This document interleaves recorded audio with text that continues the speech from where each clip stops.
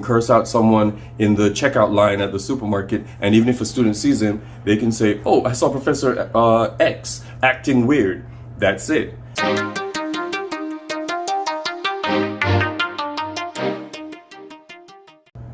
And welcome back to the Angry Teacher channel. I'm Richard Williams, the Angry Teacher, and if this is your first time here, welcome. I need you to, I would love you to rather, peruse the channel, look at the playlist and see which ones speak to you, and kind of hang out, watch the videos, engage in the communication, the comments with me, and we'll have a conversation, and you'll come and please subscribe and ring the notification for the next updated video so you'll be a part of the community and be a part of what's going on in this crazy channel.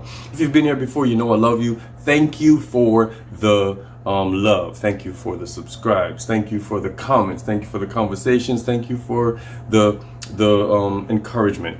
You've made this what it is. You're building the brand, and I appreciate it. Let's get into the video.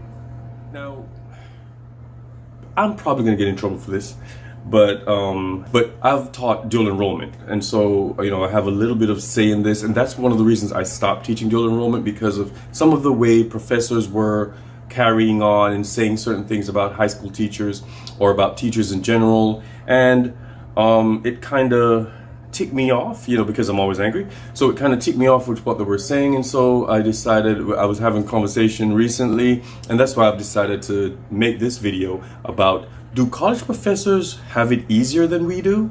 Stick around, we're gonna learn today. Now, the good thing about this is that we can engage in conversation and have some dialogue. With that said, my answer to do college professors have it easier than high school teachers or other teachers in general? I think yes. I do think yes. Yes, yes, yes, yes, yes. Do they have problems? I'm sure they do, but I think they have less than we do. For the first reason, number one, they have less students, more than, that's just a given. Especially if it's a small college or university, if it's a very abstract course, it's very esoteric to whatever majors there are, and especially as the students get to their junior, senior levels, it starts weeding out most of the ones who thought that they wanted to do a particular major, and so you have less in the class, and so that's allowed to ride when every other teacher has 30 plus. With that said, and we always have those other classes where there are the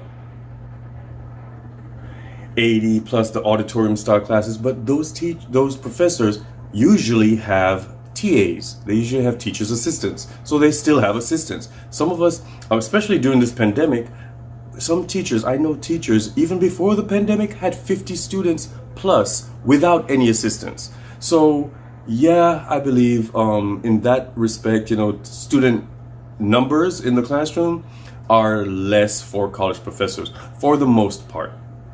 The second reason I think that college professors have it easier is because there's no parent communication. There is no one above where you need to contact if the student is failing. If the student is failing, it's on the student to make it up, catch it up, keep it up, deal with it.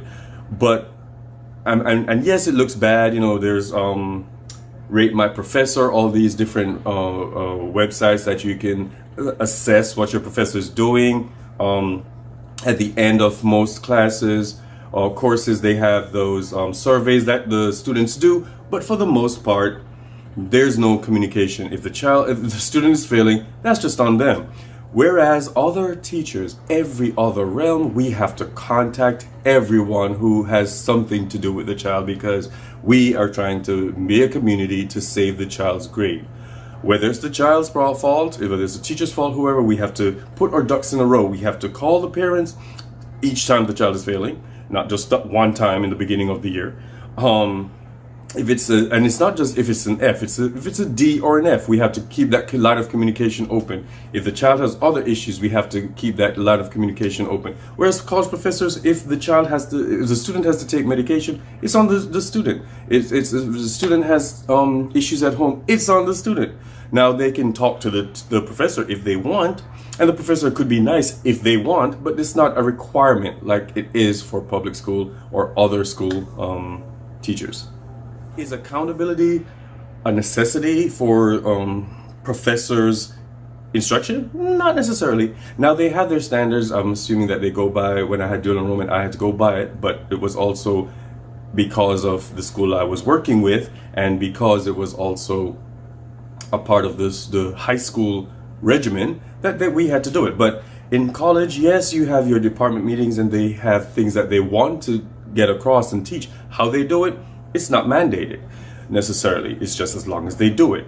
Now, with that said, our high school teachers, we have to worry about the standards and are we meeting it per week on time with all our other teachers who are teaching the same course. We also have to deal with if a child, some schools, and my school for example has a lot of additional help from the community, but some schools don't have it. So if you have a child that you need to remediate, that's on you. You have to do differentiated instruction. Professors are not mandated to do any of that. They can defer you to a lab, defer you to another student, defer you to form a study group. It's all on you.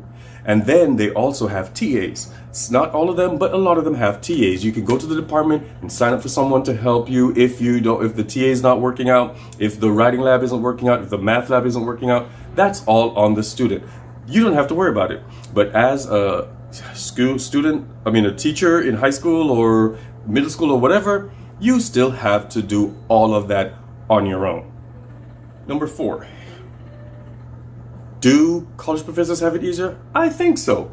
If their students by the time the students get to them, they're already there. They already know what they need to do. They already know why they're there for the most part.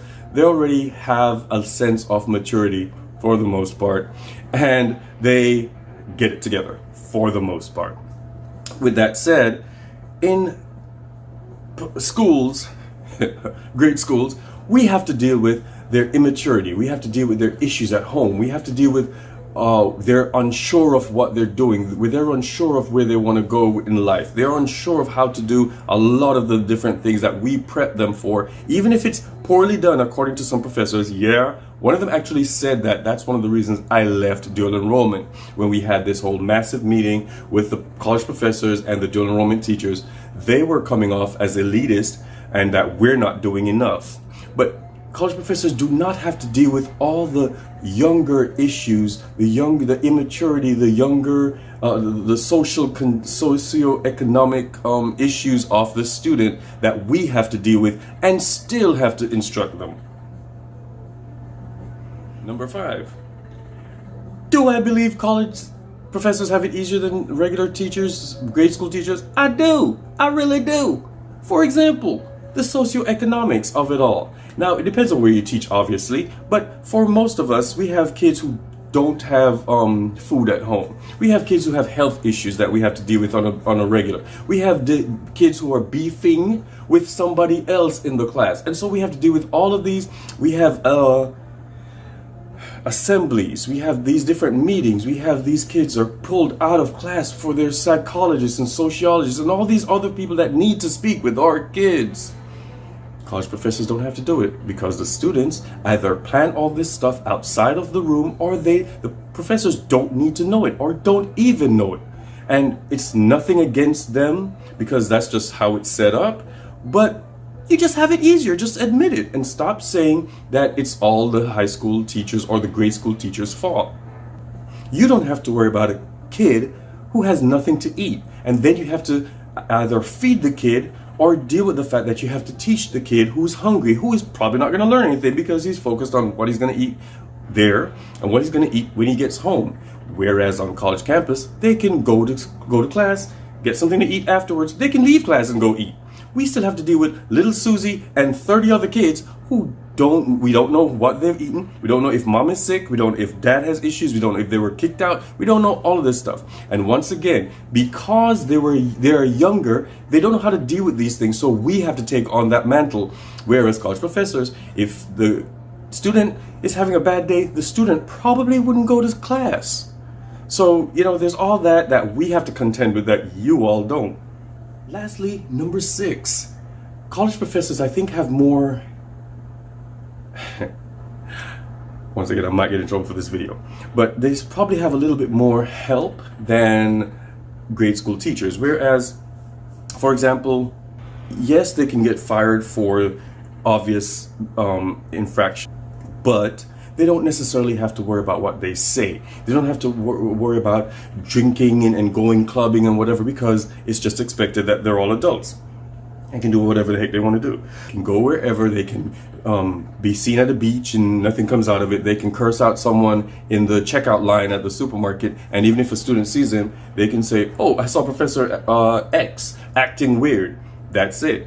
But grade school teachers are expected to be this paragon of ethics and morality, whereas we're human too. If I want to scream at the checkout girl at the counter at the supermarket, everybody else can do it. Why can't I? I can't go to the clubs. I can't drink. I can't do in front of, nobody can see it, and all this secrecy to teach high school or middle school.